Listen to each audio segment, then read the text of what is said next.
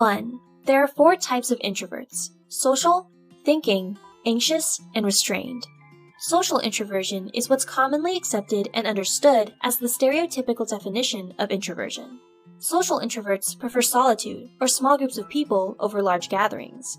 They'd rather stay home with a book or laptop or hang out with close friends than go to parties with many unfamiliar faces. Social introversion is different, however, from shyness, because there's no anxiety attached to their need for solitude. Thinking introversion is a newer concept. Thinking introverts are introspective, thoughtful, and self-reflective. Unlike social introverts, they don't feel a need to avoid large social scenes. Instead, they like to daydream, using their rich imaginations and creative capacities.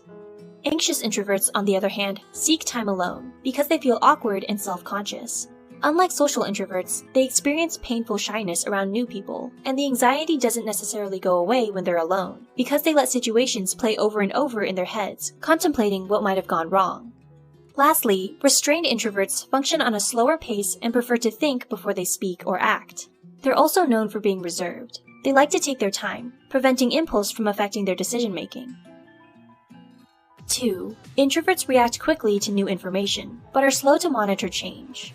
Introverts' brains become more excited when they analyze what steps they must take in the future, but hesitate when they need to prepare for action, whereas extroverts need to minimize the thoughts in their heads to make a decision, but act quickly afterwards.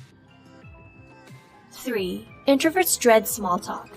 Introverts might seem disinterested in other people because they dislike small talk. However, they only dislike it because it creates barriers between them and others. Instead, introverts want to feel authentically connected, so they crave deep, meaningful conversations that help lower social walls. 4. Introverts need alone time. This is because introverts respond differently to rewards, such as food, money, sex, and social status, than extroverts do. Although they do care about eating, income, and relationships, they're less driven about and experience less enthusiasm for the possibilities of them. Extroverts, in contrast, are more excited to work for those rewards, which is why they're so prone to instant gratification more often than introverts. 5. Introverts are more careful and calculated about what risks to take. This is due to a difference in dopamine activity between introverts and extroverts' brains. Dopamine is a neurotransmitter associated with sensation-seeking, risks, and new adventures. Both introverts and extroverts have the same amount of it, but introverts' brains are less active in the region that generates dopamine. 6. Introverts are deep thinkers. Since introverts use less activity from dopamine, they rely more on a neurotransmitter called acetylcholine. Like dopamine, it's linked to pleasure, but the pleasure is produced from turning inwards. This allows introverts to reflect deeply and stay focused on a single task for an extended period of time. Acetylcholine also influences them to prefer calm, quiet settings over loud, crowded places. 7. Introverts are more creative. Introverts need solitude to recharge, but it's also within solitude where they find creativity. Most artists and writers who identify as introverts produce their best work when they're by themselves, as opposed to in group settings.